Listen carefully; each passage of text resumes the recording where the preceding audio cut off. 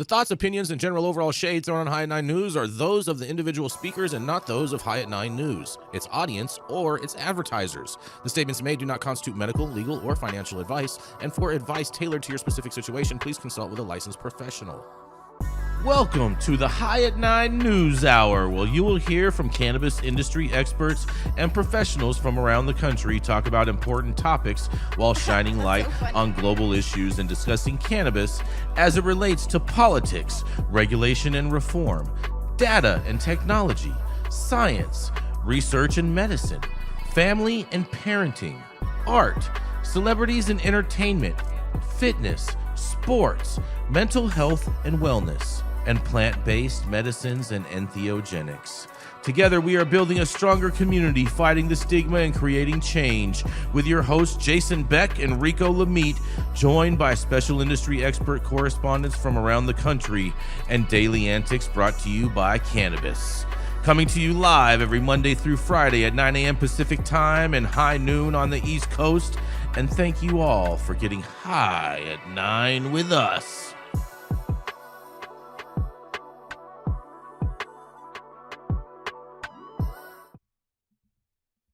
Live. Oh, yeah. Good morning, everybody. That's right. It is Friday, February 7th. And, oh, man, I got a special one for you today. Today is National Girls and Women in Sports Day. Look at that. Good thing the president signed that document, that executive order the other day, huh? Yeah. Yeah. It's also National Bubblegum Day. There a correlation? Yep. Dr. Mark, this is for you, Dr. Mark. You're going to love this. It's National Periodic Table Day. I think you might be on mute, Dr. Mark. He is on mute. Yep. Yes, I am on mute, but no, I like that as a chemist. I got a periodic table right over my right shoulder here. That's what I'm talking about, bro. Today is your day. It's also, right, awesome. Yeah, it's also National Wear Red Day. Shout out to red, one of my favorite colors. Look at me. Yeah, look at this. Look at this, Jesse. I had no idea, although I'm always wearing red. Mm-hmm. It's also National, oh, go ahead. What's that, Dr. Mark? I thought it was Wear Blue Day today. So. No. You know, we are all about the swoop over here, bro. That's cute. Can't really show you the red. Yeah. It's also National Fettuccine Alfredo Day. That's I'm Italian, one of my faves. Like that, so that's good. Yes. And it's also National Send a Card to a Friend Day. Oh, I'll have to make a card today. You're gonna have to make a card. You're gonna have to make a card. And I do want to introduce today. Rico is going to be just a second late. He should be right away. But we also have Shane Duell joining me in studio today with US Weed Channel. So welcome, Shane. Welcome to High at 9 News. You know what? It is beautiful to be here. Thank you so much for having me. Yes, thank you so much for showing up. And thank you all for joining us and getting high at 9 with us. It's also high at noon on the East Coast. And please remember to like, share, and subscribe to us on all social media platforms. You can look up above and down below to see exactly where we live on the internet. And we are live every Monday through Friday on YouTube, Rumble, Twitch, X, Instagram, Facebook, and we are now on LinkedIn and Kick as well as on our very own website at www.highat9news.com. So welcome to everyone joining us from any one of those platforms. And we are going to kick it off. I guess we're waiting on the dope dad himself, so I guess we're going to roll in to Mr. Jesse Barney today. He is the man from JB Design, who can show you how to design your brand, make it actually marketable, and make people want to buy it. He also helped us out here at High at 9 News with all of our initial creation of assets and everything, and is continuing to help us as we grow. That's right, it is none other than the man himself, Mr. Jesse Barney. Yeah, all right. Thank you. My story today comes out of the New York Times, surprisingly enough. I would rarely pick a story out of there. Might be propaganda. This story is surprisingly, amazingly balanced. And I have to give kudos to Andrew Jacobs and Rachel Newer, who did some really fantastic journalism. The story is quite long. I tried to read it this morning a couple times, and it took me almost 20 minutes each time. So I did a summary, and I kind of regret that because the story's fantastic. So I would just tell everyone, go to the site, go to our social channels and pick this link up and go actually read the story because it's really quite good. But the story is how a leftist activist group helped torpedo a psychedelic therapy. So, Lykos Therapeutics' application to the FDA for MDMA-assisted therapy for PTSD was unexpectedly rejected after a $250 million investment and decades of research. While evidence showed the treatment's effectiveness, allegations of misconduct during clinical trials pushed by the activist group Symposia swayed the FDA advisory panel. Symposia, a leftist watchdog collective, accused Lykos of systemic abuse despite having no hard evidence. 7 of the 11 panelists cited these concerns in their vote against the application, though the FDA's formal rejection cited safety concerns, study biases, and incomplete data. Symposia's aggressive tactics, led by Dr. Deveneaux, have earned them notoriety in the psychedelic field. The group has targeted figures and organizations they view as unethical, using media campaigns, public testimonies to damage reputations. Their criticisms extend beyond Lykos, affecting other researchers and organizations. For example, Beatrice Labat, a nonprofit director, and Oriana Mayorga, a former Symposia member, faced career setbacks after being publicly attacked by the group. Symposia reportedly sent a 28-page complaint to Mayorga's university, leading her to withdraw from the field. Despite the backlash, Symposia's influence has grown, and they continue pressuring institutions to retract studies linked to Lykos. Critics argue the group's tactics rely on intimidation, with neuroscientist Manesh Karan and other experts warning of reputational damage for those who challenge Symposia's narratives. Some former members of the group have now distanced themselves, accusing Symposia of engaging in unethical behavior. Meanwhile, Lykos is preparing to resubmit its application, though the process may face further delays and obstacles due to the lingering controversy.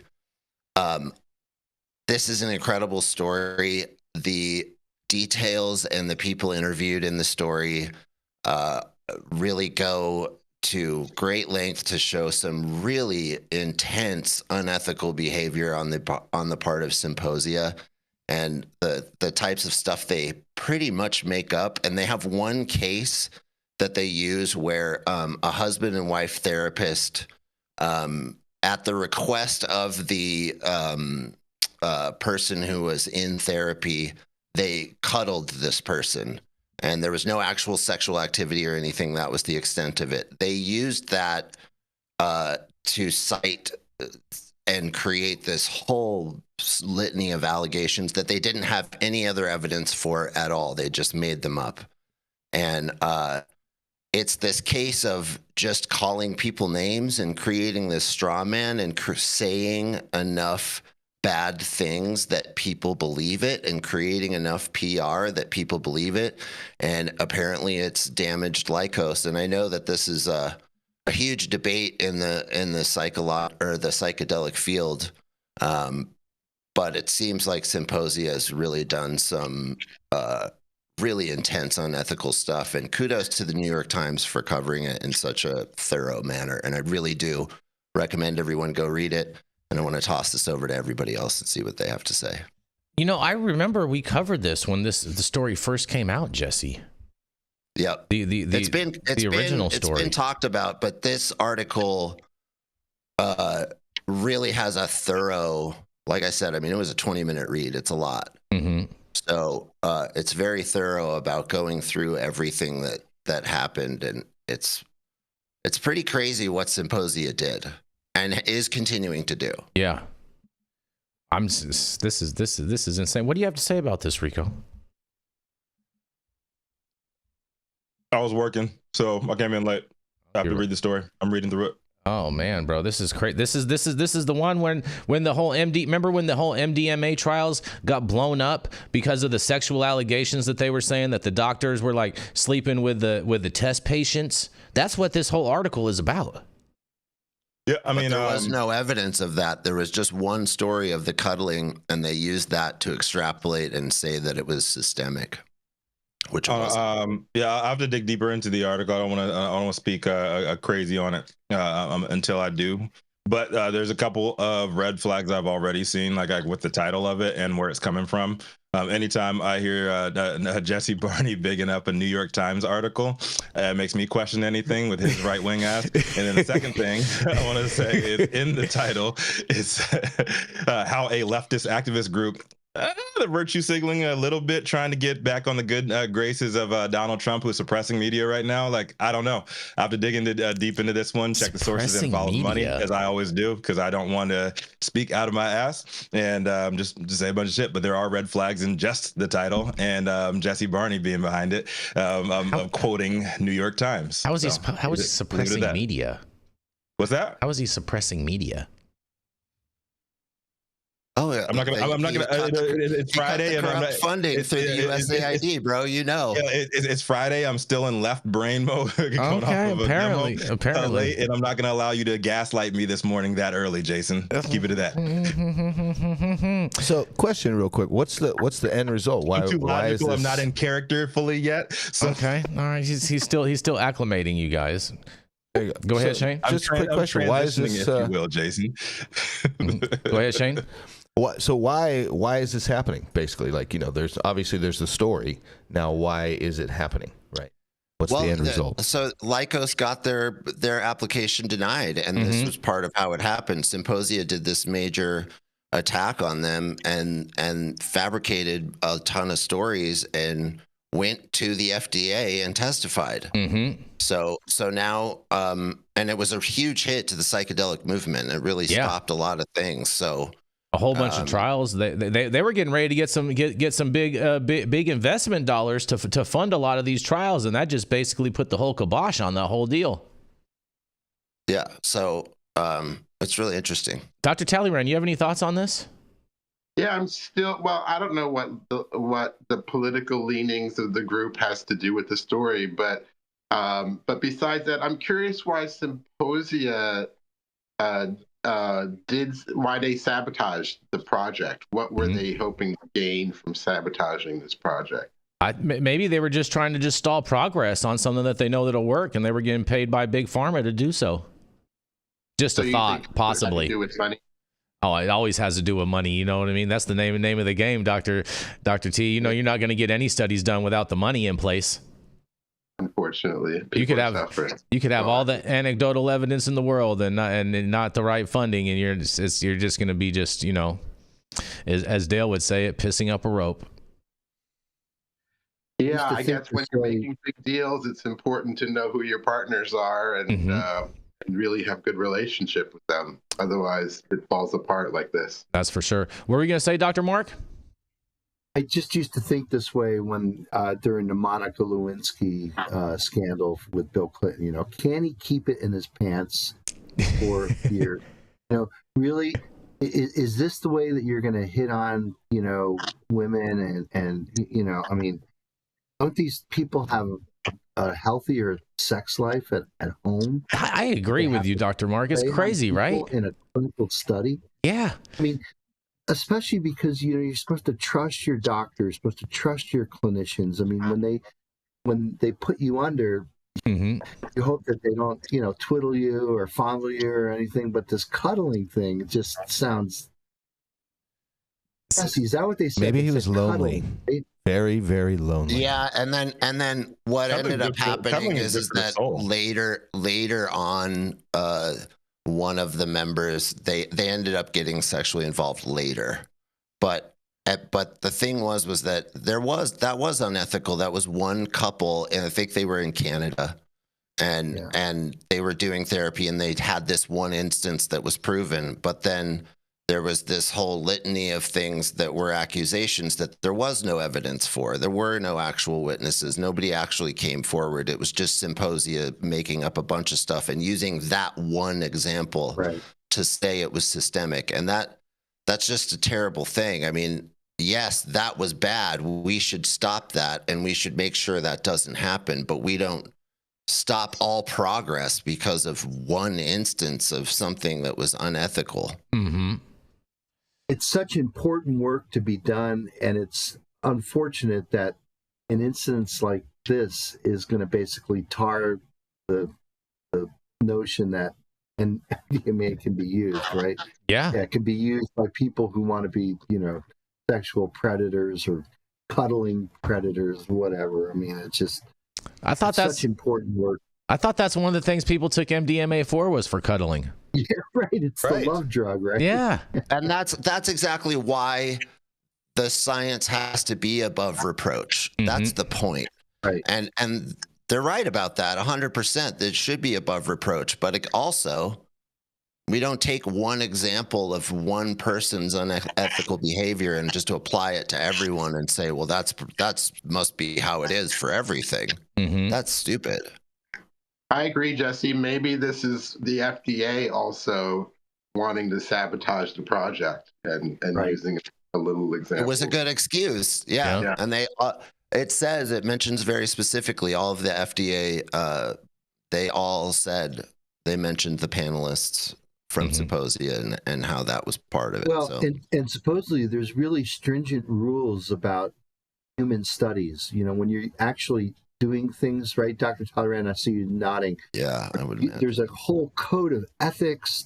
You have to go through institutional review boards if you want to testing on human subjects. So, there's a whole bunch of criteria.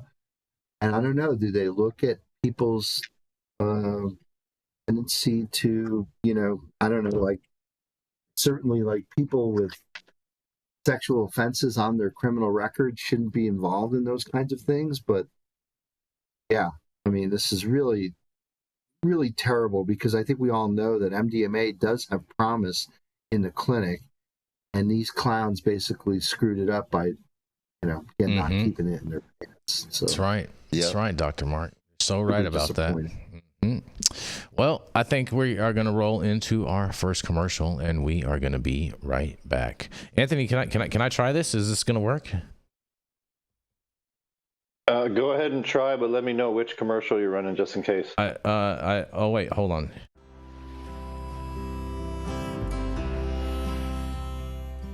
Oh man, your knees still bothering you, man?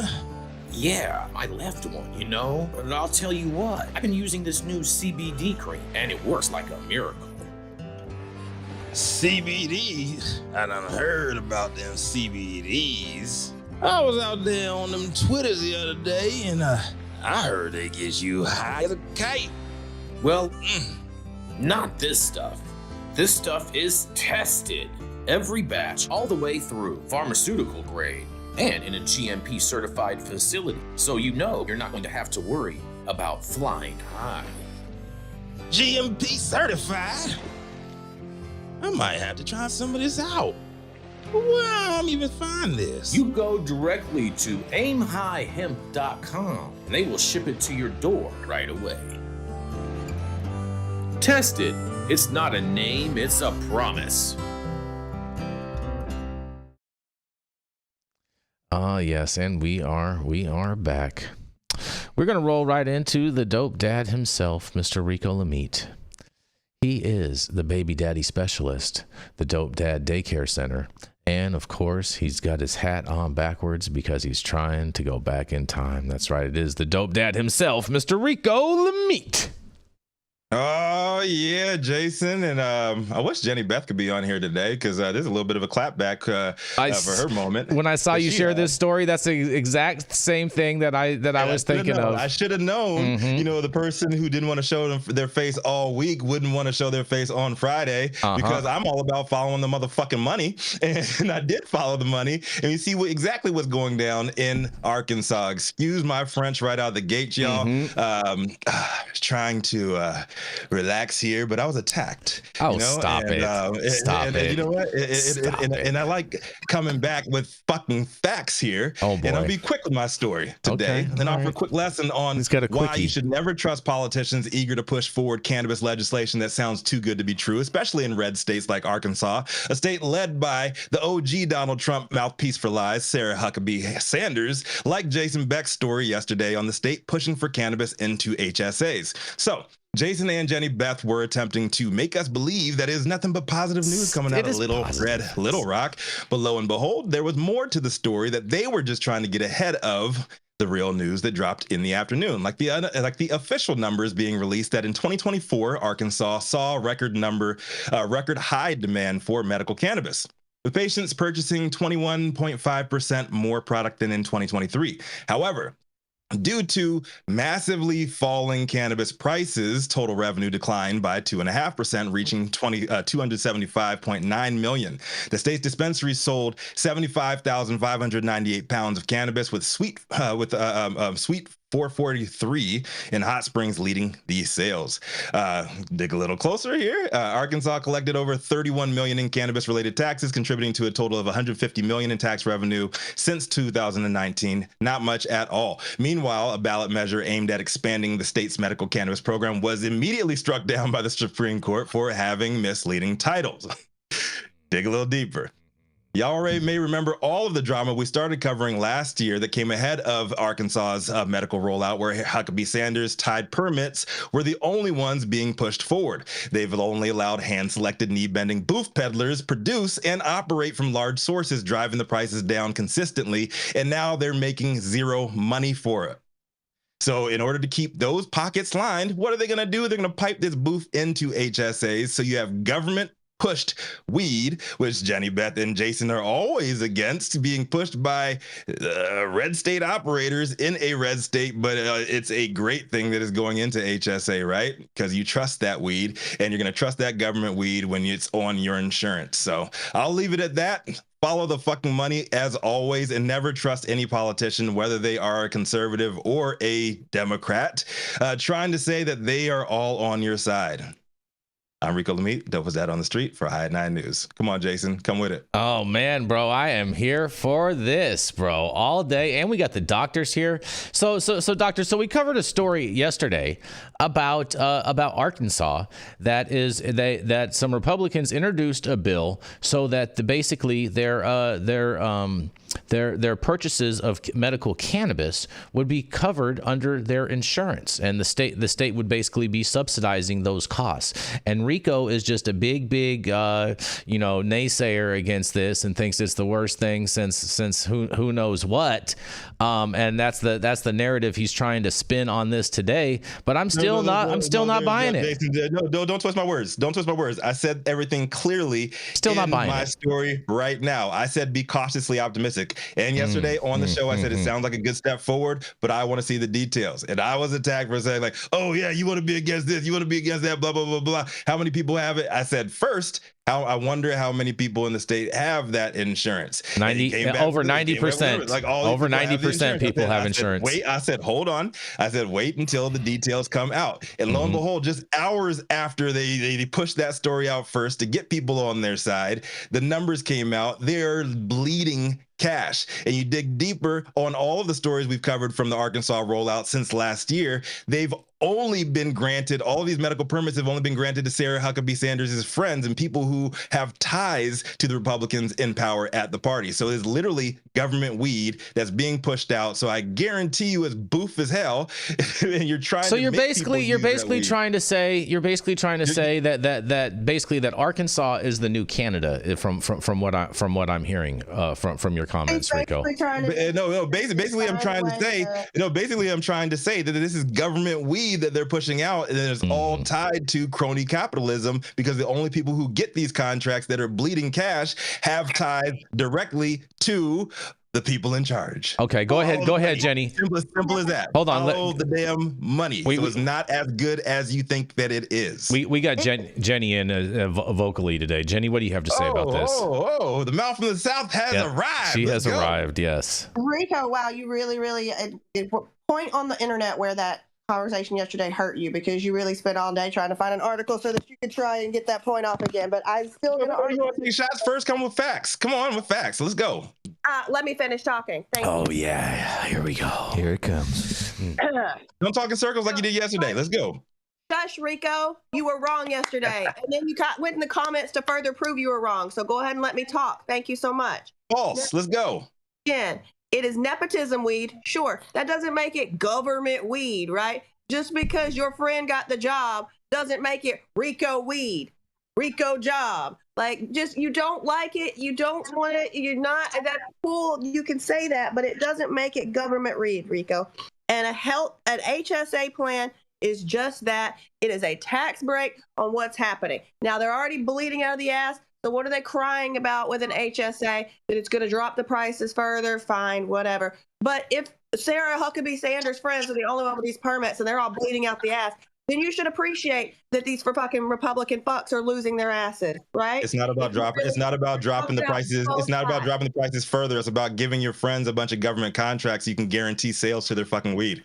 Follow the money. Then talk about nepotism. Then talk about nepotism, Rico. Talk about nepotism. But we're talking about, your article is titled "Falling Cannabis Prices Meant Less Revenue for Arkansas Dispensaries." So if you want to do that, then fine. Talk about nepotism. But that wasn't what you were reporting on today. Has anyone introduced a bill there for artisan growing? You're making no sense. What's that, Shane? Has anyone introduced a bill there for artisan growing? Some sort of update to this? They're not going to allow for artisan growing in Arkansas. No. Bro. That's way too advanced for what they have going on. It's a big monopoly going on in Arkansas. There have been several artisan growers that have tried to get licenses, but they are not allowed to because they don't have ties to the right people. Period. And those permits are not going through. Period. Dr. T, I can't wait to hear what you have to say about this. This is awfully familiar to the practices of the pharmaceutical industry. The nepotism that happens in the pharmaceutical industry, where certain drugs are chosen by the state to be subsidized under a particular program. Mm-hmm. It happens frequently, and it's horrible for the consumer who gets their choice restricted. So I kind of agree with Rico that this is a problem. This is, we're trying to do something different than pharma with plant-based medicine. And here we go again, trying to funnel it into a system that really doesn't work very well for the end user. But Dr. T, these patients are getting medical cannabis in the flower form covered insurance wise, so that they're not having to expend the cost, which is going to be providing them relief. Quick question: I don't think are they only able to get it through an SSA? Hold on, Shane. Hold on, Shane. Go ahead, Dr. T. Yeah, it's not your choice. I don't think you'd smoke that flower. Of course I wouldn't. I'm different. If I told you I was going to give you a meal and it was going to be, oatmeal every day, you wouldn't be happy with it, right? There's no choice here. And choice is important when you want to personalize. I think there's three different providers out there in Arkansas. Yeah. Oh, Jason. Don't let him gaslight you, Dr. T. What were you going to say, Shane? Well, at first I was going to say something smart, and then I got lost in the three providers. But listening to the story, and I used to sell insurance. So only people with HSA medical plan, is that what this is about? And forgive me if the HSA stands for something completely different, but is this they can only use their HSA savings accounts to pay for the cannabis?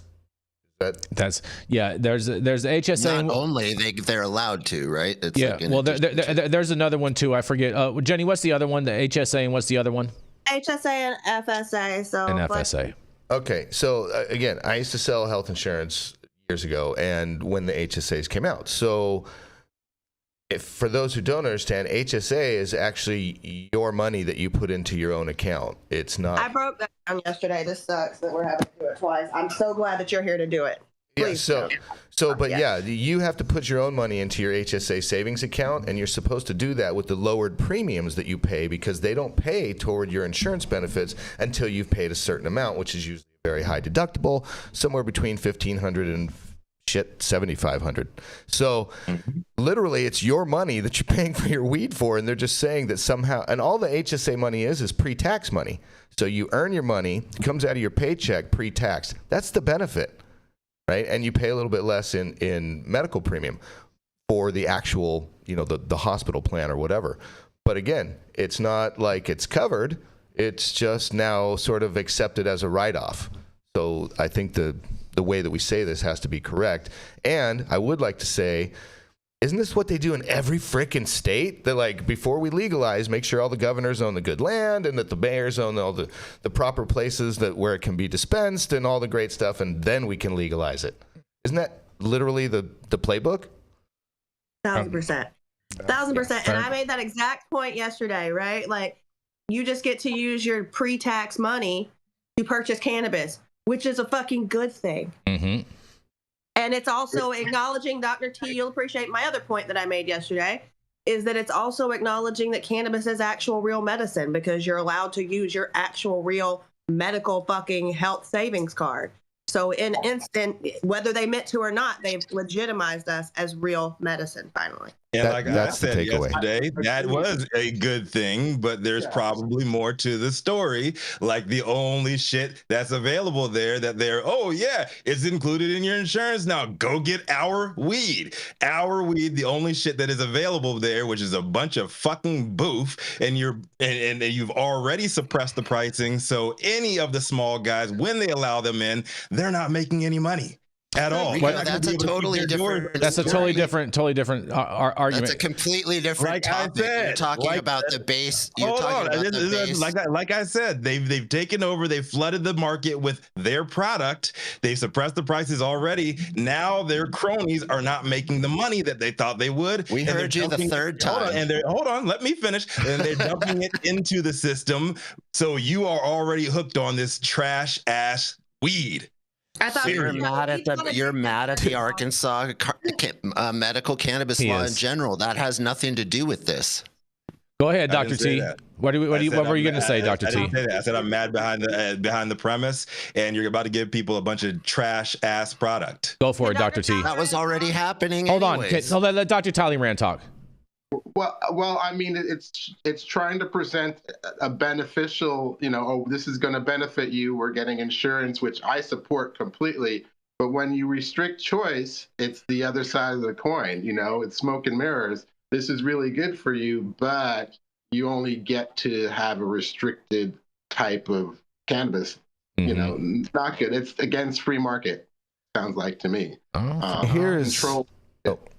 Right Kind of on. like Florida, right? I was going to say, I bet you $10 they Monsanto this stuff, and they take out all the medical benefits, and they're just like, here's your stop it. That's what's happening. It's not like you're just like you're growing weed and you're taking out the medical benefits. It doesn't really work like that. Here's the question: what three strains did they pick, right? Or are they growing all bunch of strains in 3 places? There's more to this. Oh, look at you guys. You guys are all so there's good and bad to this. I love the fact that they have now recognized cannabis as medicine, right? This is a good thing. I can't believe you guys are always making the bad the enemy of the good. Well, every time. You're right. Every government-run program is so well run that you're right. They are now that Doja's in place. Hey, Dr. T, are you saying something, Dr. T? I think when Jason's able to smoke. What is it, Arkansas? When you're willing to smoke that flower, then I'll trust it. But I'll smoke it. I'll smoke it once just to try it. I think the poor people from Arkansas will. I'll smoke it once, Dr. T. I'll smoke it once just to try it, just to see if there's something. And I'm willing to bet that there probably is something that is semi decent down there that they'll provide people. But I do agree that probably a majority of it is probably boof, trash that, you know what I'm saying, probably no one's going to want to smoke. But at the same time, like, I could see this same type of a program getting implemented in Florida, and we're going to have the same situation where it's just a whole bunch of boof. I'm confused. And how is that good, Jason? How's that good for the free market? Hold on. I'm confused. You're conflating two things, and it doesn't make sense to me. So you're complaining about the licensing arrangement that's happening in Arkansas and how there's only 3 people who are Huckabee's friends. And then you're saying that because this HSA program was passed, that you're conflating the two things so without strip away the HSA program and this new thing, what you're saying, Rico, seems to be true. It's a shitty licensing program with too few operators who are creating shitty weed grown that you call government weed, which is just in quotations because that's actually just a label you're putting on it. So this is the definition of government. This is the definition of government weed. No, it's not. It's not grown by the actual government, dude. Like, you have to like actually the other call adjective. it the right label. That's not the truth. So you're just calling it that as a label, but it makes sense in a metaphor. Let me talk. It makes sense in a metaphor, but what you're saying about HSA doesn't make sense. Everything that's happening over there is good, and they're two different topics. If you want to attack the licensing, let me talk. If you want to attack the licensing structure in Arkansas, that's a different topic than talking about the HSA. And you're confusing two subjects, and that's not what you should do. You should talk about one thing at a time, and that's why this whole argument's happening. Yeah. You can go ahead and say calling it false doesn't mean it's false. You can go ahead and say everything is good. What I'm saying, like I said yesterday, is the premise is good. Wait till the facts come out. And we saw the facts that came out. These motherfuckers are not making money. Sarah Huckabee's friends are not making money, so they're dumping all of their trash weed into the HSAs to make it seem more delectable. At the same time, I just Googled it now. Hold on. At the same time, I just Googled it now. As soon as last month, they're still piping out lawsuits against the state for all of the artisan producers being locked out of the market. None of the good producers. Hold on. Well, like it's the same topic. It's not a different topic. They're all fucking related. Jesse, yes, that's what I'm saying. They are related. Good. They are related, but it is a different topic. I say that it's the same topic, but there are good parts and bad parts. Like I said yesterday, cautiously optimistic. It sounds good. We'll wait till the details come out. Details came out yesterday about the money. You dig a little deeper in there. It's also connected to all the artisan operators being locked out of the market. This is a full-time government weed takeover. Oh, God. And it's all connected to everything from the top. Oh boy! Go ahead. We're gonna give Jenny the last word, and then we're gonna see if Dr. Mark has anything he wants to say, and then we're gonna move on. Phenomenal. First of all, we have to stop fucking cutting people off. This is getting insane and ridiculous, and the audience fucking Don't can't. put words in my mouth, and I won't cut you off. Rico, you don't.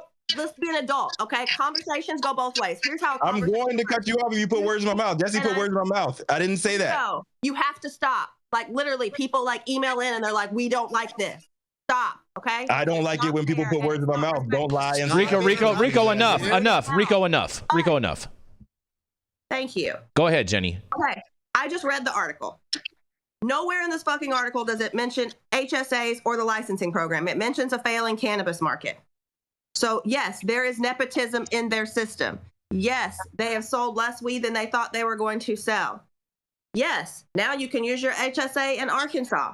None of those things are discussed in this article. This is an article that only thing that has to do with the article yesterday, the word Arkansas and cannabis. Well, Jenny, since you came on later, since you weren't at the beginning, that's not even how I read my. No, don't put words in my mouth.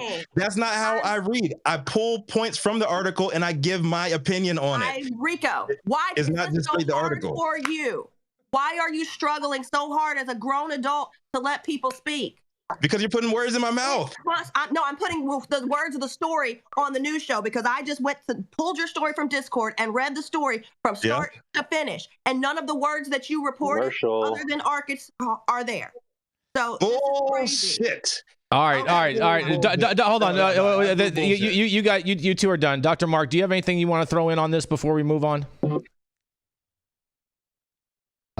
No. Okay. All right. Fair enough. Go ahead, Shane. I think more of a medium takeaway rather than is it good or bad. I think it just kind of stinks that they first decided that they would try to rule the market there in Arkansas by nepotism, which I think is the correct adjective. And it's failing, and they're like, yeah, you know what? Now since we've kind of restricted everybody for so long, now we just get to open it up casually, and it's part of your insurance plan because we're not making money versus you've needed it. So that's sort of a takeaway that pisses me off. But go ahead. All right, fair enough. And on that, we're going to roll right in to Dr. Gene Talleyrand. He's the founder of Medican and the CESC, and in all likelihood, he probably even wrote your parents' recommendation. That's right, it is none other than the doctor himself, Dr. Gene Talleyrand. Dr. T. Thank you. Thank you, Jason. Love the discussion, by the way, guys, because it highlights the problems in my industry, which is the medical, industrial, pharmaceutical complex. Anyway, happy Friday, everyone. My story today comes from Hemp Gazette, which is a newsletter operated by Australian industrial hemp businesses. Study, Cannabis Use Disorder and Schizophrenia by Stephen Gothranet. A potential link between cannabis use and new cases of schizophrenia is in the spotlight again after a study found an alarming increase. The study included all Ontario residents eligible for universal health care, more than 13.5 million individuals aged 14 to 65. It found the proportion of new cases of schizophrenia associated with cannabis use disorder had risen from 4% pre-legalization to 10% after cannabis legalization. I dug further into the study and found schizophrenia was steadily rising from pre-legalization. It was not associated with the spike after the legalization laws, meaning it's likely due to other reasons, but it is steadily increasing. So schizophrenia is a mental health condition characterized by hallucinations, delusions, and disorganized thinking. It's often associated with depression and anxiety disorders, obsessive compulsive disorder, where am I? And other mental health conditions. So cannabis use disorder is diagnosed in individuals with problematic patterns of cannabis use that have negatively impacted on their life. This study found that 118,650 individuals had emergency department visits or hospitalization for cannabis use disorder, which works out to 0.9% of Ontario's population. Over the study period, 10,583, or 9% of those with cannabis use disorder, developed schizophrenia, compared with 80,523, or just 0.6% of individuals without cannabis use disorder. So there are many more individuals with schizophrenia without cannabis use disorder. The authors stress the findings do not settle the ongoing debate about whether heavy cannabis use can trigger schizophrenia. However, they say it worsens symptoms and the prognosis for those living with the condition. The tripling of schizophrenia cases associated with cannabis use disorder over the past 17 years and rising cases of psychosis underscores the urgent need for targeted prevention strategies, particularly for younger populations who appear to be at greater risk, says Dr. Daniel Mirren, lead author of the study. So which comes first, cannabis use disorder or schizophrenia? The study doesn't answer the question. Note that the study did not identify an increase in schizophrenia. Rather, it highlights an increase in cannabis use associated with schizophrenia, which may be due to an increase in access to cannabis. However, more access to cannabis has improved or even saved lives. The decrease in opiate use due to access to cannabis results in less opiate related deaths. In general, people are consuming less prescription medicine, less alcohol, and are getting into less motor vehicle accidents. On the other hand, we can't ignore that cannabis is being used more frequently with an increase in both negative and positive effects. Currently, it's estimated that 3 out of every 100 people experience psychosis. Is cannabis use contributing to this rate? Have you hallucinated on cannabis? This is Dr. Jean Talleyrand with High at 9 News. Anyone that says that they hallucinated on cannabis, I seriously question their sense of reality. Yeah, that doesn't happen. And that's exactly what hallucination is. There's someone in the chat earlier who said that their wife would start hearing voices shortly after they consumed cannabis. They put 2 and 2 together. She stopped using cannabis and the voices stopped. And so I think, Dr. T, if I'm not wrong, aren't there cases where they've shown that people with a predisposition to psychosis, it can be conflated with their cannabis use? Yeah, it can bring out your psychosis. There's an increased risk of that. They use relative risk ratios, which are always, can be easily confounded with other variables. So you can't call it causative, more correlative. But yeah, we have seen an increase in psychosis with it. But is there a medical definition to a psychedelic experience? So does that mean that you're agonizing 5-HT2A? Because we know that the CB1 receptors have kind of like a peripheral tie, but you're not. So I don't believe the cannabinoids or the terpenes in cannabis agonize 5-HT2A, but there could be some secondary effects. But like, if you're saying that you're undergoing a psychedelic experience or having, that experience, that's specifically for a certain set of receptors in the brain, isn't it? Well, there are some cannabinoids, like I believe CBD may have 5-H2A, and I think even THC had 5-H2A, or maybe it was 1A, but they had some affinity for the serotonin receptors, particularly CBD, I believe. Yeah, but I don't think the psychedelic experience attributed to 5-HT2A agonism is exactly the same thing as psychosis. It's probably different, although there may be some overlap in receptor. So, but isn't it true that's where LSD and psilocybin act on? So certainly the psychedelic experience that you have when you're taking LSD or you're taking psilocybin is there's a biochemical thing going on in your brain that may or may not happen analogous in cannabis, right? Right. And that biochemical, that molecular explanation for psychedelic effect or altered perception or this perceived this I don't know, mystical experience that people describe with psychedelics is debated. The number one theory is that it's a serotonin receptor. However, things like DMT don't really affect the serotonin receptors, and so there may be other pathways to that psychedelic experience. Yeah, certainly there are, because again, I guess so. Trying to separate out the psychedelic experience from hallucination, right? So there could be a variety of underpinnings to why someone would have a hallucination that doesn't necessarily tie the psychedelic experience. Is that true medically? Well, hallucination or psychosis is something different. Usually when our antipsychotic medicines are blocking dopamine pathways. So we're not going to the serotonin pathways for treatment there. So it could be dopamine related also. All roads lead to dopamine. All roads lead to dopamine. Oh, that's a soundbite right there, Dr. T. Totally. Yeah. That's for you. Yeah. Oh man, all roads lead to the crossfade with dopamine. Man, I'm turn up. Yeah. Crossfade Avenue. Man, this is so interesting. Jenny Beth, do you have anything you want to throw in on this?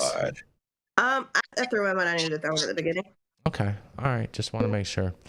All right. It's fair enough. We're already pretty over time. Dr. T, this is fascinating. I find it super interesting, but I don't buy for a second that cannabis causes schizophrenia. Schizophrenics are just more prone to have schizophrenic outbursts when they consume cannabis is my thought process on this. So you don't hear voices when you smoke.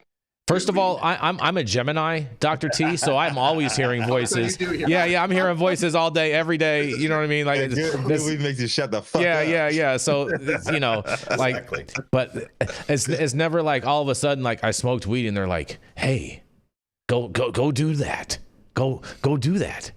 That's totally ridiculous to me. You don't hear him saying like, get Oreos now. No, I don't. No, that's Rico. Rico's the one that likes Oreos. Rico hears that. Oh, Shane Duel. Yeah, Rico will hear that. I'm not an Oreo fan like that. Not my. Mega stuff. We're gonna have to dive into that story. Yeah. When you get on the podcast. Yes. Man, once. Yeah, I'm not a big snacky man. I like healthy snacks better. I've evolved. Oh yeah. But they're Oreos. You've transitioned, if you will, Jason. Right? No. I don't use that word. No, that's it's like a swear word, Rico. Go to Annie's and have the strawberry and steak salad. Exactly. That's exactly right. Speaking of which, we are going to roll right into our next commercial, and we are going to be right back. I just ordered the summertime strawberry salad when added steak on top here at Anna's. Make sure you do the same thing too next time you're in downtown Long Beach. Come on down and check out Anna's joint on the 400 block of Pine Street. They have amazing selection of beers, foods, and when you come down here to Anna's, you can even challenge me to a game of shuffleboard if you want to lose.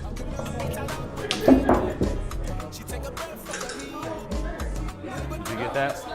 So, next time you're in downtown Long Beach on Pine Avenue, make sure you stop by Anna's Joint on the 400 block. Not only do they have Anna's Joint, this restaurant and bar, but they also have the amazing deli next door, and then next door to that, they have a very exotic flower shop. You may want to stop by and say hi.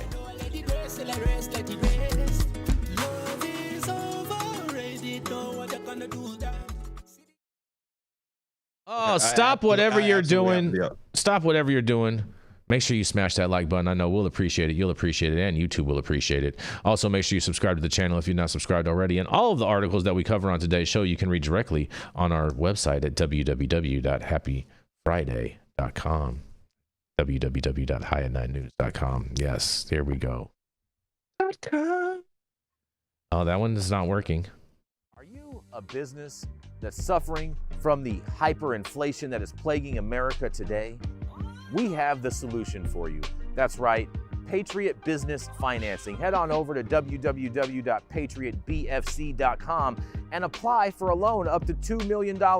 Any state, any industry, even the cannabis industry, the CBD industry, as well as the industrial hemp fiber industry, secure up to $2 million today. And make sure that when you apply, you tell Paul you said hi from High at 9. I tried that last week. That's not true. I do that all the time. It's not true because Jason Beck said it. Yeah, just saying, it's true. I was just there is last what it week is. and they said I have to go to the DMV. They lied to you, bro. You should maybe. Oh yeah, must because I'm black, right? It probably is. Yeah, that's what happened. That's what happened right there. The race card. Is it Jenny Beth up next? Yeah, we can do Jenny Beth. That's fine. You can whoever you want to introduce, bro. Me or Jenny Beth. It's totally up to you. Because we're gonna do Dr. Mark last because Dr. Mark has a tribute story. Okay, excellent. So who do you want to do, Rico? Me or Jenny Beth? It's gonna be a wild card, Jason. Just like just another teed up. I'm soundbite. gonna tell y'all. I'm just let it be a game time decision. How about that, Jason? Well, it's game time, bro, and you've already passed the buzzer. Oh, yeah. You know, we are in overtime. And up next is the founder of Kind Cannabis Consulting, just to serve 501c3. Cannabis Mouth from the South is back and getting stronger by the minute. No other than Jenny Beth Dills. What you got for us, Jenny Beth? Happy Friday to you. Happy Friday, Rico. And just for the viewers out there, we are friends, although we fight with each other, but we are also going to all work on being more considerate and kind and respectful on this podcast. Because of Kind Cannabis. And for the people that are new on the show, we absolutely love each other. There's no like ill will at all. We've been longtime friends, Jesse, Jenny Beth, and Jason. And what we do on this show stays on the show. And we hope that you guys can do the same thing. You can argue about shit, you can get mad at each other, but at the end of the day, we all smoke together because cannabis is a communal plant, and it'll break down the barriers of hatred. Yes, and if you see us in public, we do argue in public too. Yeah. Oh yeah. There's never. Yeah, absolutely. It's part of our DNA. Short story, pretty to the point here. A Lincoln County business owner says her bank is refusing to process transactions related to medical marijuana. Tracy Bowler, a nurse practitioner in Stanford, opened Jaman Wellness to offer alternative medical treatments. While she doesn't sell cannabis, she is licensed to prescribe it under Kentucky's medical marijuana program. Bowler was recently told by her payment processor that her account was flagged due to medical marijuana references on her website. To keep processing payments, she was asked to remove that information. She says the decision not only impacts her business, but also limits patient access to care. Federal restrictions continue to make banking a challenge for state-authorized marijuana providers. Bowler said she's frustrated that financial institutions are creating barriers for both businesses and patients. Yeah, okay, so definitely, personally, have gone through this. Right. And so I've stopped putting my website when I apply for merchant services because my company doesn't have the word cannabis in it unless you know, you know. But your bank will, even if your account's open, they do periodically, time to time, will go and check. Do things like Google your business, go check out your website, see what's going on over there. Right. And any cannabis activity, I was told by the merchant servicers who closed my accounts and refused to open them. They didn't give me a chance to change my website or whatever. They just closed it and said I'm never eligible to work with their company again. Told me that it's because it was now related to cannabis in any way, because the people that I service, that I consult for, are cannabis operators, even though my business is not plant touching. So I think that hopefully we'll see if choke point gets taken out of there. We'll see these things go away. But this is a very frustrating situation for operators. It's a very frustrating situation for people who are touching cannabis and the industry at all. So I told them, if I have to go, then you need to take off every fucking defense attorney that you have using your merchant services, because I bet you they're defending cannabis cases. You need to take off every attorney that you have that does business licensing in states where cannabis is legal, because I guarantee you they're catching some cannabis licensing business. And this is just absolutely, completely unfair and ridiculous. But for them to do it to a medical provider who is allowed to prescribe something under a legal medical program in their state just takes it another level further. And so I really want to hear Dr. T's opinion, and the rest of you guys, I'm going to throw it back. Dr. T. I'm not sure I understand. What did they do to the medical provider? They took her merchant services because her website said that she was prescribing cannabis. Oh, geez, that happens. Oh, I've been in the medical cannabis business since 2004, and 2 merchant services accounts, 4 bank accounts.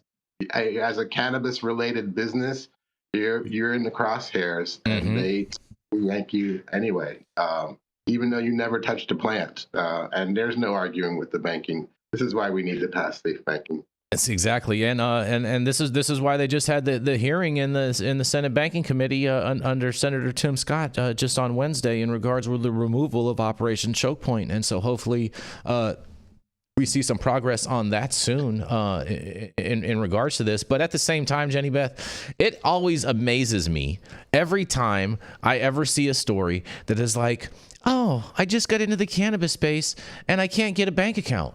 Like, duh, lady. Like, this has been happening to us forever, and all of a sudden you're brand new to this and shocked by this. This is crazy to me. A little bit of market research comes in very handy. Yeah. 100%. 100%. Man. It's shocking anyway. You just don't think that they can do it. But the bank industry is so backwards. There's just a few people doing this, in some back room, these calls on their own. You're so right about that. You're so right about that. Donald Trump is cash. Cash is king, and she needs to understand that things are things. Oh, that's what is that why you say "cash me outside"? Is Donald Trump outside, or is he inside? Is he playing golf today? Might be. Probably so. Just possible. Probably just so. possible. There's a lot of stuff to get done. Outside. Do you have any thoughts on this, Dr. Mark? Have you ever been debanked? No, but yeah. So,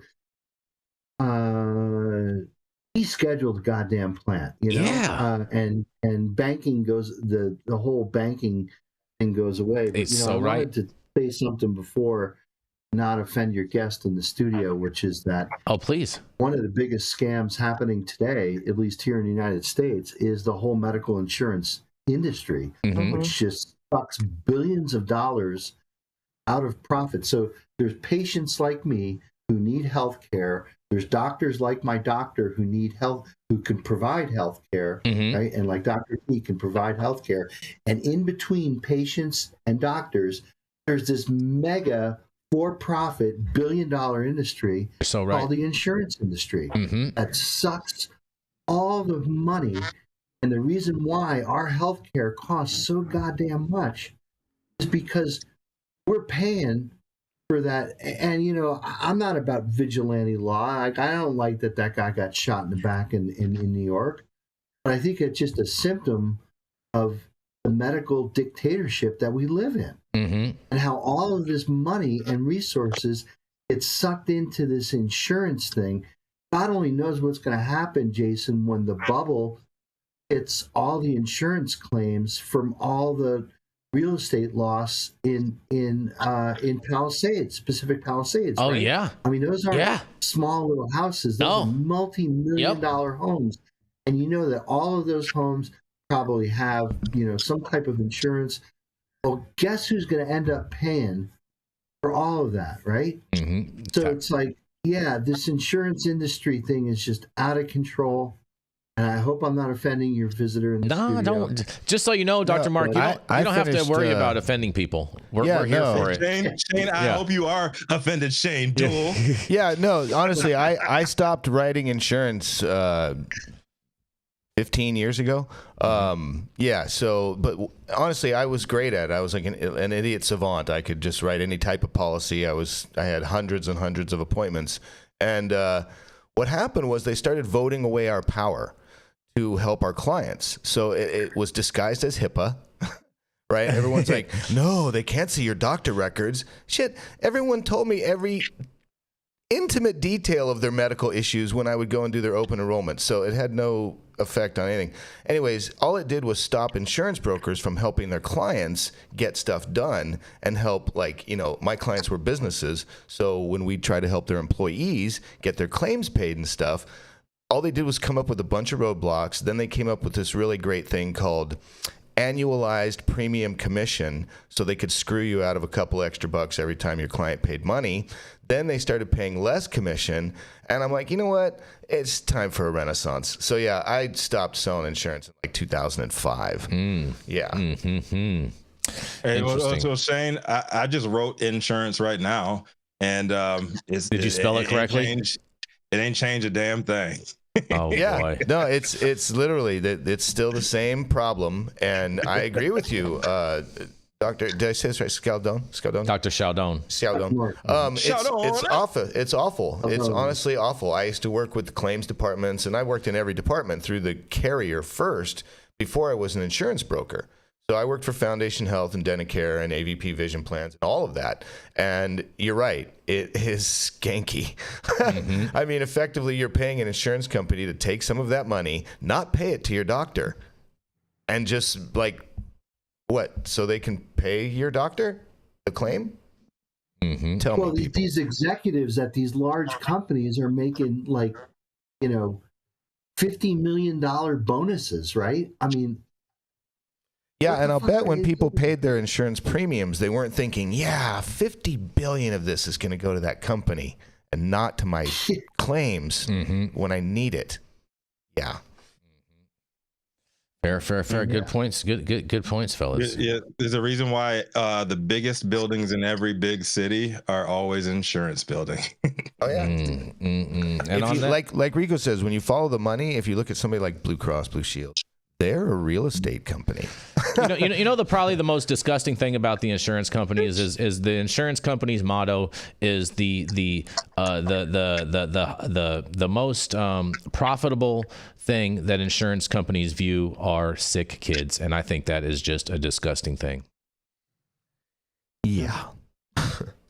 It's honestly shameful. And on that, we are going to roll into our final commercial, and we're going to be right back.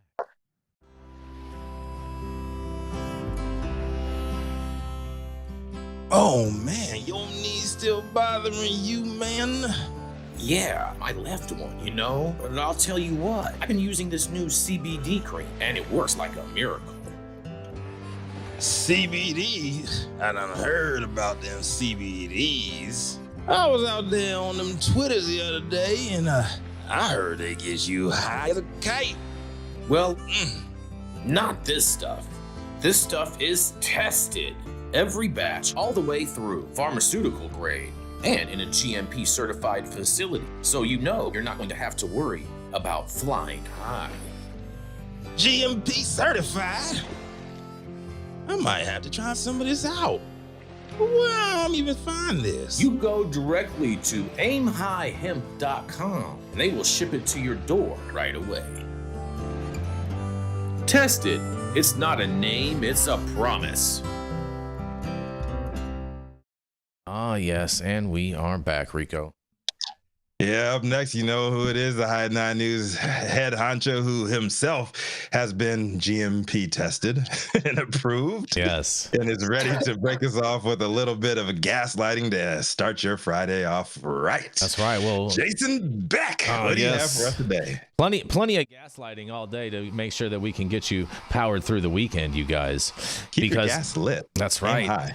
That's right. Because marijuana decriminalization, you guys, a nonprofit speaks out after a city council votes to reject the Lockhart Freedom Act, you guys. That's right. A nonprofit organization is speaking out after residents in Lockhart voted in favor of eliminating the penalty for low-level marijuana possession, you guys. City council members voted against the decision on Tuesday night. The Lockhart Freedom Act was placed on the city council's agenda to determine the future of marijuana laws in the city. The majority of the council members chose to keep the laws the same and concerned about the possibility of the lawsuit. The city attorney was present at the meeting and provided legal guidance to the council members ahead of the vote. And then there's the whole other side. In a quote, they say, to say that we're contemplating not enforcing something that 68% of the voters voted for because we're afraid of a lawsuit from our rogue attorney general is just a shame, especially when those lawsuits have been thrown out of Travis County. They've been thrown out of Hayes County, says spokesperson for Ground Game Texas, Amy Camp. The nonprofit organization Ground Game Texas says before the Lockhart Freedom Act was placed on the ballot as Proposition A, extensive research was done, and in a quote says, when we were writing the language of the ballot initiative, we had lawyers look over it. The ballot initiatives are not something that we do lightly. They're designed to go into effect, says Camp. And in an additional quote, she says, the council is not taking this vote seriously. And if they're not enforcing the provisions of the Freedom Act, they are ignoring the vote. And I think that would be incredibly unfortunate, says Camp. Ground Game Texas says they will continue to work toward lowering the penalty for low-level marijuana possession in Lockhart, and in a quote say, the criminalization of cannabis has severe consequences, and they're disproportionately felt by Texans of color. They're disproportionately felt by people who are of lower income, and many people came out to city council to talk about their own experiences being criminalized because of marijuana possession. So these real lives that are being affected, says Camp. Well. Sounds like we got another prohibitionist city council on our hands out there in the great red state of Texas, who who is blocking this in relation, it sounds like, because they're worried that they were going to get sued by the Attorney General for enacting it, which I just find totally, totally ridiculous. And these city council members need to get a spine and some backbone and educate and execute the will of the people. And I can't wait to hear what you guys have to say about this. You know, I think they need to free the people of ATX, Jason. Stop it. And, It's Austin, allow bro. them to do what they want to do. ATX is for people that can't read. Wait to hear Stone Slade's take on this one as the homeboy down there, and Soham Shah as well. Mhm. But also, excuse me, I was surprised that you actually did not omit the DEI talking points at the end of that story, Jason. There was no DEI talking points in the story, Rico. There was not. How they've affected communities of color. That's just you know, I report. I don't pick and choose all the ridiculous things like what you do. Okay, I report what it is, where it is, what's going on, what's happening, and then I'll throw my opinion in afterwards. But I do believe that a lot of people. Part of her quote, right? Yeah, I do believe that a lot of people. I believe that morally, it's a socioeconomic issue more than it is a race issue. That just tends to divide people, in my opinion. But it's definitely more of a socioeconomic issue, in my opinion.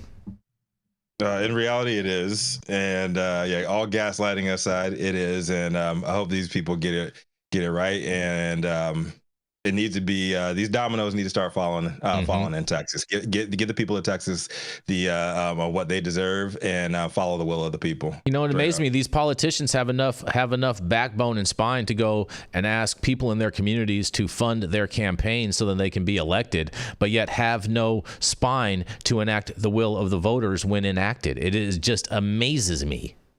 Yeah, it doesn't amaze me because all you have to do, as I always say, is follow the damn money. Mm-hmm. Follow the damn and in I do. Texas, there's a little bit of. I mean, Texas, it's like it's driven in that it's the devil's lettuce in a lot of places. Still, it's really. Oh, you're gonna get Jesse on a tangent now. Yeah. I can already see it. I can already see it. I prefer the term happy cabbage. Oh boy, yeah. I bet. I do before we anyone goes further, I do want to wish out there in the great state of Texas, Miss Leah Patrick, who watches us every day. We want to wish her a very, very happy birthday today. So thank you so much, Leah. We appreciate you every day. And Jesse, I can see the steam coming out of your ears. What do you got to say? I mean, Texas, he hit the nail on the head, Shane. It's the Christian right, unfortunately. I happen to be in that camp spiritually, and I regret to always come to the table and say, my homies who are Christians just do not get it. And when they don't get it, they really don't get it, and they go really hard in the paint, and they make it very difficult to go move any kind of goalpost. So yeah. Jesse, do you think this is going to go? Do you think this is going to go anywhere? Given Donald Trump signed the executive order yesterday of any anti-Christian anything will be prosecuted immediately. Do you think people prohibitionists are going to take that anti-Christian stance? Culturally, that is something that could happen. I mean, yeah, those people have great sway in this country, and on one side, that's really good, but when it comes to cannabis, it's not very good. There's a massive hypocrisy with the Christian community in cannabis. They don't understand that it's wellness, it's helping people. It literally is the message of Jesus to give people cannabis. So isn't it in the Bible like 3 or 4 times? Genesis 1:29. It was also believed to be the burning bush that Moses was. You know what I'm saying? No, that was acacia. Oh, that was acacia. Oh, okay. Yeah. All right. Yeah. All right. Come on, Jason. What? No, but read up on your Donald J. Trump edition Bible. The point is, it's in the mail. I mean, it's a simple theological argument to say that God created the plants for us, and that the plants are to be used. And cannabis clearly has an insane amount of uses. It's one of the most useful plants on the planet. from the fiber, the oil, the medicine, you name it. It goes on and on and on and on. The list of things cannabis can do is longer than any of us could ever list. So the fact that they theologically go up against that and say that it's bad, I mean, it actually all just comes from Harry Anslinger, and he used the instrument of the IRS and the fact that all churches were registered as 501c3s, and they get instructions from the federal government under the threat of losing their 501c3. So through that instrumentation, Harry Anslinger went and sold the whole idea of prohibition to the right-wing Christian church, and they bought it hook, line, and sinker, and they've been singing that song and dance ever since. Yes, and I believe, Jesse, we are going to be doing a special episode that to uncover all of that, a special video in regards to that we are working on putting together for you guys. That is going to really outline that whole scheme. Yeah, we need to do a 20 to 30 minute expose and just cover all of the theology and the history and all of it and expose it, because this really is, if we can win the Christian right in the cannabis and psychedelic movements, we win the whole thing. It's over. Like, that's an oxymoron in itself. Jesse, church is based on who's better than I'm a representative of that, dude. So it's not as much of an oxymoron as you think. Jesse, I think we need to call it God's gift, since that's the strain name of a weed also. So God's gift turns to the devil's lettuce. Just say it. Jesus was a socialist. Say it with me, y'all. He was not. Stop it. He was not a socialist. No, it's not. No, it wasn't. No, what are you shaking your head for, Dr. Mark? What's going on, buddy? Yeah, that's what I'm saying. I want to hear what Dr. Mark's got to say. Yeah. Organized religion is the biggest bullshit caper ever perpetrated on humankind, period. It has nothing to do with religion. People who believe in a fairy tale, well, let me tell you something. I got a couple other books. The Three Little Pigs. Try reading that. Right? I mean, everything's based on the King James Bible. Are you fucking kidding me? Come on, man. Religion is a waste of fucking time and a waste of money. Tax those churches. Tax them all. Right? Okay, let's do the last story. I'm not saying that you can't believe what you don't want to believe in, but we're gonna go right up here, and we're gonna let you harness that energy, Dr. Mark. Come on, break us off with the last story of the day. The goal line. We need to win the Christian right. Are you fucking kidding me? Unfortunately, that's the exact attitude that won't win them over. And you have well over 60% of the population of America who are that. Jesse, we're out of time. If you don't figure out how to win them over, it's over. Yep. We're out of time. Get your books ready for the last lesson of the day, breaking us off with a little with a tribute piece.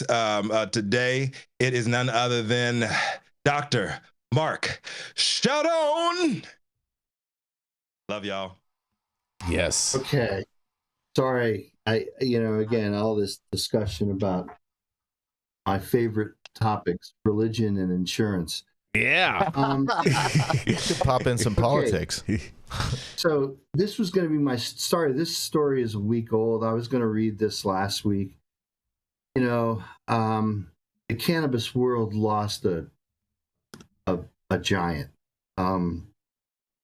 What could I say? I'm getting a little choked up just even thinking about it. My last conversation with him was just 2 weeks ago.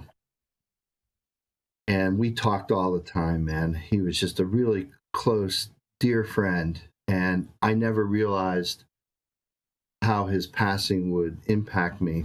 But I'm talking about none other than David Paul Watson, a.k.a. SkunkMan Sam. He was a regular panelist on Hash Church, so I, knew him mostly from that. We met back in 2015, and had extended Skype conversations, and just really, he's only been gone a week, and I really do miss him. So I'm going to read you his obituary as penned by his partner in crime, Robert Connell Clark. If you don't know who Robert Clark and David Watson are, you should really know who these people are, because all of us, everybody in this room, and probably most people who are listening, we're all standing on this guy's shoulders. So Watson's ready supply of revolutionized homegrown gardening globally and built the foundations of today's most popular sinsemilla varieties and spawned the steadily advancing international cannabis industry. So this was written by Robert Connell Clark on January 28th, which was the day after we all found out that Dave had passed away. Dave was actually not at home in Amsterdam. He was visiting some folks out in California. In fact, he was going to stay with our friend, can't even think of his name now. He's going to stay with Todd McCormick. And actually, his wife had gotten sick, and she was actually in the hospital. And so people were very concerned. His wife, Diana, a transplant survivor, and so she was, medically compromised, and they were worried about Diana more than they were worried about David. And David actually slipped away from us, slipped away from the surly bonds of earth on January 27th. So David Paul Watson passed away on January 27th, 2025. He will be missed by all who knew him well. We met 50 years ago when I knocked to deliver a copy of the Botany and Ecology of Cannabis. That was a book that Robert Clark wrote. His partner, Diana, who's Sam's wife, or David's wife, opened the door, and our story unfolds. As many did, when Bonzo became president, David and Diana fled to Amsterdam, where cannabis had friendly logic, and they never regretted it, voting with their feet. The Amsterdam experience presented a turning point in their lives. By then, David and Diana had traveled the hippie trail from Morocco to Thailand. David returned many times to India and Southeast Asia in pursuit of landrace seeds. His ready supply revolutionized homegrown gardening globally and built the foundation of today's most popular sinsemilla varieties and spawned the steadily advancing of the international cannabis industry. Known to many of us as Sam the SkunkMan, David's quest for understanding all things cannabis possessed his soul.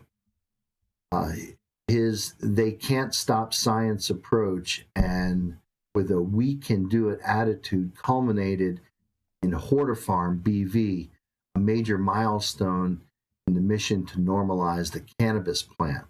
It was, I'll just interject for a second, it was there at Hortifarm where they developed the high CBD low THC varieties that were then purchased by Jeffrey Guy, who started GW Pharmaceuticals. So it was the genesis of GW Pharmaceuticals through David's work in plant breeding, David and his colleague DeMeyer. So David believed in sharing information freely for the benefit of all who shared the common interests. The Journal of the International Hemp Association dedicated the advancement of cannabis through the dissemination of information, attracted articles from hemp researchers worldwide. As a keen follower of cannabis's progression through science, David attended many international conferences and regularly brought researchers up to speed with their chosen subject. There was no one who was more hesitant to reach out for the sake of science, and he never feared asking authorities for permission to pursue his quest for knowledge. David wore his empirically grounded opinions on his sleeve. I know that for a fact.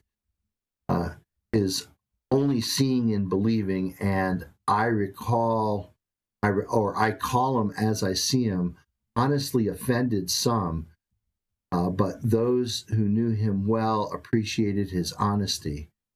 Rant and rave as he might at times, he accepted truths as they unfolded, and without his prickly exterior, pumped a real kind heart.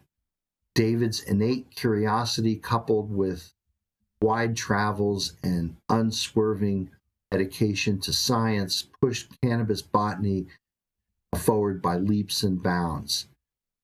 He would only hope that others would follow in his footsteps. Please honor him in this moment of highness. And, we had a ceremony for him the other day. Actually, this was in Richmond, California. So there was a ceremony, a couple of us connected by Zoom so we can listen to his daughters eulogize him. He has two beautiful daughters, Maya and Haley. And to hear some of his friends, close acquaintances that have known him, for a lot longer than I have, talk about him was just really moving to hear. We had a episode on Hash Church last week dedicated to him, and I believe the memorial service too is also on YouTube to share. So, what can I say more about David? I mean, he was busted a couple times, raided by the DEA, kind of like, par for the course for someone who was involved in cannabis as long as he had. There were really false rumors that were spread about him, that he was part of the CIA, that he was in the DEA, that he was part of Operation Green Merchant. None of this was ever true. I think it was always thrown at him from people who maybe were just jealous of who he was and what he did. But, when someone this close to you passes away, you feel this loss, but you also feel that you have to keep his spirit alive in everything that we do. I mean, I felt the same way when Jerry Garcia passed away. I mean, there was a guy that influenced me and a whole generation of people who went to Grateful Dead shows, and you could think of Sam as being kind of like the Jerry Garcia of cannabis. I mean, he really was one of those, people who just, pushed this farther and came up with Skunk Number One. And Skunk Number One was probably the precursor to just about every variety of stinky weed that we smoke today. So, this is a very hard passing to take, just to know that I'll never hear his voice again. And thank you, Jason, for letting me share this week-old story on Today at High at 9 News. I don't know if any of you on the panel knew him, but he was a very generous, very sweet guy. Once you cut through, again, his prickly exterior, he was just a really curious guy. Jason, you should see some of the exchanges we had back and forth about the whole Delta 8 hemp thing. It was just, hilarious. I mean, he would say things. He got really involved on LinkedIn kind of in his last days. Mm-hmm. And a lot of people, I don't think in the LinkedIn community, knew who he was or knew what he'd done in his life. And I think a couple people he kind of rubbed in the wrong way, but he would always come back to me and ask me, "Hey, Mark, is this right? Is this this is the way I'm stating this?" And just wanted to make sure that it was scientifically grounded. And I love the fact that I was the PhD on his cell phone, that when he needed a question answered, he just got right to me. So I'll miss him, and I'll miss those calls. And I think the best way we can honor it is just pull a bong rip and blow it toward the Vatican and just say his name, David Watson. He was one of those people who you wouldn't know his name. He went by Sam the SkunkMan. He didn't like his image being on the internet. He wasn't really that adamant about being known because he was back on the day when everything was underground and you didn't really say who you were. So yes, this image of Sam the SkunkMan, Sam I Am from from Dr. Seuss characters, usually is what he was depicted as. But yeah, I could just tell you that he had a major impact on my life, a major impact on cannabis in general, and just really want to, stop here by just saying, I'm going to miss you, Sam, and all of us in cannabis are really grateful for what you did, and the world is a better place that you were here. Well said, Dr. Mark. Thank you so much for covering the beautiful tribute to SkunkMan Sam, and may his legacy live on in all of us when we're consuming cannabis, and remember the legacy that he left behind. That's for sure. Jesse, do you have anything you want to say in regards with this? Are you there, Jesse? You might be on mute. Jesse, leave us. I think my camera just crashed. Oh, okay. But yeah, condolences, Dr. Mark. I didn't have the fortune of meeting David Watson ever. I was only fortunate to meet him through text, through the words in the book Hashish and various other texts that he was a part of. And all of those things greatly impacted my life. I mean, Hashish by Robert C. Clarke is one of my favorite books of all time. It's a compendium mandatory reading. Yeah, it's some of the best stuff, and he's so greatly featured on there. One of my favorite things was his just a cup of ice water with ice, and then throwing some flour in there and shaking it up, and then using a coffee filter and pouring it through, and just getting a little bit of hash, and then he'd squeeze it out and like even maybe throw it in the microwave for a second to dry it out. I was like, that is an awesome tech to get fresh hash right off of fresh flour. So that type of thinking was just so cool and definitely impacted me. So thank you for sharing this. And a week late's definitely not too late. He needed to be covered. And my buddy Ken from Trichome Technologies, he was there at the service that you referenced in Richmond, and he posted that on social media, and I thought it looked gay. Yeah, Ken, that's my guy. Yeah, I know Kenny. Yeah, that's my guy right there. And so he shared some images from that. It looked like an amazing service, and I hope I wish all of his family the best. They're in our prayers, and we definitely want to send some love, and as well as dedicate this episode to the life and times of SkunkMan Sam. Yep. Thoughts and condolences to all of the people that were affected. Say his name, David Watson. David Watson. Yes, we're gonna tribute this show in the life and memory of David Watson, aka SkunkMan Sam. Thank you so much for covering this today, Dr. Mark. Is there anything else, final words you'd like to say in regards with this? Well, I hope I don't offend Jesse or any of the Christians, but I'm gonna give him a blessing that my grandfather used to say. My grandfather wasn't the best Catholic, but he used to say, "In the name of the Father, in the name of the Son, over the fence, home run." All right, fair enough. Fair enough. All right, I'm with that. go. I'm with that. And That's on that good blessing from Dr. Mark, we want to thank you all for joining us and getting high at 9 with us every Monday through Friday at 9 a.m. Pacific and high noon on the East Coast. Big shout out to our audience and supporters for tuning in daily and listening to the insanity that is the developing cannabis industry. Huge thank you to Catalyst and Aim High Hemp Distribution for helping us keep the lights on over here. And thank you to our correspondents for being absolutely amazing. Thank you, Shane, for joining me today over here from US Weed Channel, and thank you Cannabis Sativa L for giving us a reason to do all of this. Thank you to Cloud Media Partners Anthony out there in the metaverse making it all happen. Thank you so much. Great freaking job this week, Anthony. And thank you all for tuning in and getting high at 9 with us. We are America's #1 daily cannabis news show.